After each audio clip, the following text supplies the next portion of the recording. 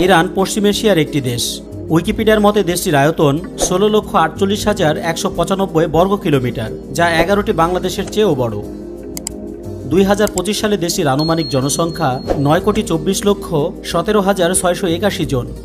এটি বিশ্বের 17তম সর্বাধিক জনবহুল দেশ। আয়তনের বিচারে এই দেশটি মধ্যপ্রাচ্যের দ্বিতীয় বৃহত্তম রাষ্ট্র। প্রথমটি হল সৌদি আরব।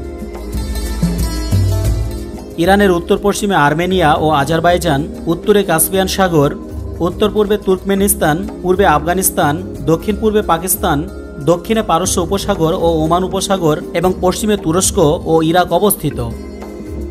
ইউরেশিয়ার কেন্দ্রে এবং হরমুজ প্রণালীর নিকটে অবস্থিত হওয়ার কারণে দেশটি ভূকৌশলগতভাবে খুবই তাৎপর্যপূর্ণ। খ্রিস্টপূর্ব 6ষ্ঠ শতাব্দীতে বর্তমান ইরান ছিল বিশ্বের শ্রেষ্ঠ সাম্রাজ্য পারস্যের কেন্দ্র। প্রায় 2000 বছর ধরে এ অঞ্চলের আদিবাসীরা নিজেদের দেশকে ইরান নামে ডাকত। ইরান নামটি এই এলাকায় বসতি স্থাপনকারী আর্যগোত্রের নাম থেকে নেওয়া হয়েছিল, কিন্তু গ্রিকরা এই অঞ্চলকে পার্সিস বলে ডাকত এবং সেখান থেকে ইউরোপীয় ভাষায় এর নাম হয় পার্সিয়া, যা বাংলায় লেখা হয় পারস্য হিসাবে। পারস্য বলতে বর্তমান ইরান এবং এর সংলগ্ন ঐতিহাসিক অঞ্চলকে বোঝানো হয়। 1935 সালে ইরানের শাসক দেশটিকে কেবল ইরান নামে ডাকার অনুরোধ করলে এরপর থেকে সারা বিশ্বে দেশটি ইরান নামে পরিচিত হয়। 1501 থেকে 1979 সাল পর্যন্ত রাজতন্ত্রী ইরান হয় শাহ কিংবা রাজারা শাসন করতেন।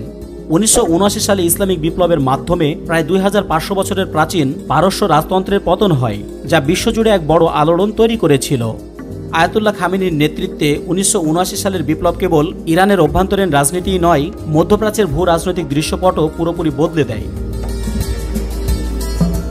তেহরান হল ইরানের রাজধানী এবং বৃহত্তম শহর। এটি মধ্যপ্রাচ্যের অন্যতম বৃহত্তম নগরী এবং ইরানের রাজনৈতিক, অর্থনৈতিক, সাংস্কৃতিক, বাণিজ্যিক এবং শিল্প কেন্দ্র।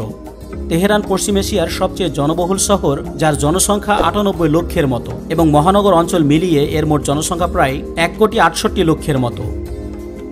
দেশটির সরকারি ভাষা হল ফার্সি। ইরানের মোট ভূখণ্ডের প্রায় 25 থেকে 30% অংশ মরুভূমি। দেশটির দুটি প্রধান মরুভূমি হল দাশতি লুত এবং দাশতি কাভির। দাশতি লুত ইরানের দক্ষিণ পূর্ব অংশে লুত মরুভূমি অবস্থিত। ফার্সি ভাষায় যাকে বলা হয় দাশতি লুত, যার অর্থ হল সমতল বা খালি। এই লুত মরুভূমি হল পৃথিবীর সবচেয়ে উষ্ণতম স্থান। মার্কিন মহাকাশ গবেষণা সংস্থা নাসা এর তথ্য অনুসারে 2005 সালে এই মরুভূমির সর্বোচ্চ তাপমাত্রা উঠেছিল 70.7 ডিগ্রি সেলসিয়াস। এটা ছিল পৃথিবীর ইতিহাসে সর্বোচ্চ ভূপৃষ্ঠের তাপমাত্রা। বছরের বেশিরভাগ সময় এখানে কোনো বৃষ্টিপাত হয় না, কোনো গাছপালা নেই এবং এখানে জীববৈচিত্র্যও অত্যন্ত সীমিত। দাশতি কাভির এটি ইরানের উচ্চভূমির একেবারে মধ্যভাগে অবস্থিত। তেহরানের দক্ষিণ পূর্বে যার অবস্থান, এটি দেশটির বৃহত্তম মরুভূমি। এর মাটিতে লবণের পরিমাণ খুব বেশি হওয়ার কারণে এটি কৃষিকাজের জন্য অনুপযোগী।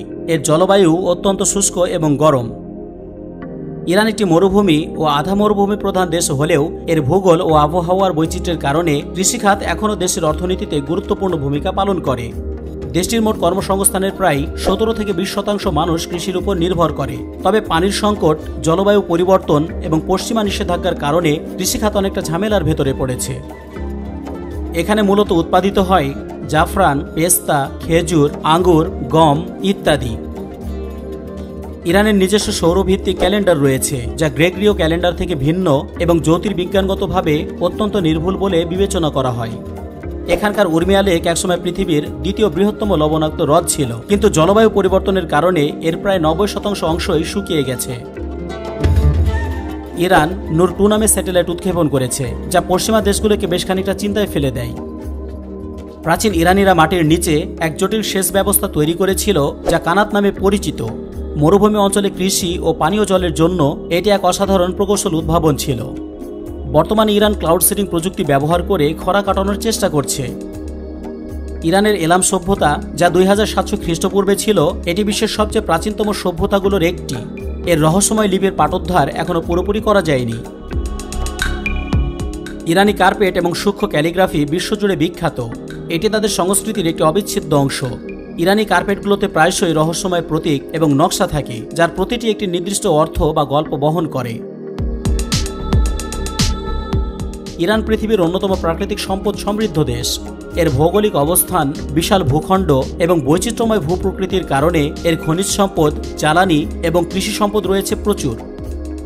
দেশের প্রাকৃতিক সম্পদের ভিতরে উল্লেখযোগ্য হল প্রাকৃতিক তেল, প্রাকৃতিক গ্যাস, কয়লা, লোহা, তামা, স্বর্ণ, দস্তা, সীসা, ক্রোমাইট, ইউরেনিয়াম, বক্সাইট, ফসফেট, লবণ ইত্যাদি। ইরানের আবহাওয়া অত্যন্ত বৈচিত্র্যময়, কারণ এটি একটি বিশাল দেশ যার ভূপ্রকৃতি পর্বত, মরুভূমি, সমভূমি এবং উপকূলীয় অঞ্চল নিয়ে গঠিত। ইরানের জলবায়ু প্রধানত শুষ্ক বা আধা শুষ্ক, তবে অঞ্চলভেদে আবহাওয়ার উল্লেখযোগ্য পরিবর্তন লক্ষ্য করা যায়। দেশটিতে 4টি ঋতু স্পষ্টভাবে দেখা যায়: বসন্ত, গ্রীষ্ম, শরৎ এবং শীত। গ্রীষ্মকালে দেশটির তাপমাত্রা 25 থেকে 35 ডিগ্রি সেন্টিগ্রেডের মধ্যে থাকে, তবে মাঝে মাঝে 40 ডিগ্রি সেন্টিগ্রেড পর্যন্ত উঠে যায় এবং শীতকালের তাপমাত্রা 0 থেকে 7 ডিগ্রি সেন্টিগ্রেডের মাঝে দেখা যায়। ইরানের শিক্ষা ব্যবস্থা একটি সুসংগঠিত এবং ঐতিহাসিকভাবে সমৃদ্ধ। প্রাচীন পারস্য থেকেই জ্ঞানচর্চা এবং শিক্ষার ঐতিহ্য ইরানে বিদ্যমান। বর্তমানে ইরানের সাক্ষরতার হার 88 থেকে 92%। ইরানের বেশ কিছু বিখ্যাত বিশ্ববিদ্যালয় হল Sharif university of technology, Amir Kabir university of technology, Iran university of science and technology, Tehran university of medical science, Isfahan university of technology ইত্যাদি। ইরানের সবচেয়ে বড় সরাসরি শত্রু হল ইসরায়েল। 22 জুন 2025 সালের সর্বশেষ তথ্য মতে ইরান এবং ইসরায়েলের মধ্যে যুদ্ধ চলছে, যে যুদ্ধে মার্কিন যুক্তরাষ্ট্র জড়িয়ে পড়েছে। যাই হোক, ইসরায়েল ইরানের পারমাণবিক কর্মসূচিকে তার অস্তিত্বের জন্য হুমকি মনে করে এবং ইরানের আঞ্চলিক প্রভাব বিস্তার, বিশেষ করে লেবাননে হিজবুল্লাহ এবং ফিলিস্তিনে হামাসের মতো গোষ্ঠীকে সমর্থনের ক্ষেত্রে তীব্র বিরোধিতা করে। ইসরায়েল ইরানের পারমাণবিক এবং সামরিক স্থাপনা লক্ষ্য করে বিমান হামলা চালায় এবং ইরানও পাল্টা ক্ষেপণাস্ত্র ও ড্রোন হামলা চালায়। 1979 সালের ইসলামী বিপ্লবের পর থেকে যুক্তরাষ্ট্র ও ইরানের মধ্যে কোনো আনুষ্ঠানিক কূটনৈতিক সম্পর্ক নেই। সম্পর্ক অত্যন্ত বৈরী। যুক্তরাষ্ট্র ইরানকে সন্ত্রাসবাদের পৃষ্ঠপোষক হিসাবে তালিকাভুক্ত করেছে এবং ইরানের পারমাণবিক কর্মসূচি, মানবাধিকার পরিস্থিতি এবং মধ্যপ্রাচ্যে তাদের প্রক্সি গ্রুপগুলোর কার্যকলাপ নিয়ে তীব্র উদ্বেগ প্রকাশ করে। ইরানের ওপর যুক্তরাষ্ট্রের কঠোর নিষেধাজ্ঞা রয়েছে। বর্তমানে ইসরায়েল ইরান যুদ্ধ পরিস্থিতিতে যুক্তরাষ্ট্র ইসরায়েলের প্রতি খুব বেশি পরিমাণে সমর্থন জানিয়েছে, যা ইরানের সাথে তাদের বৈরিতা আরও বেশি বাড়িয়ে তুলেছে।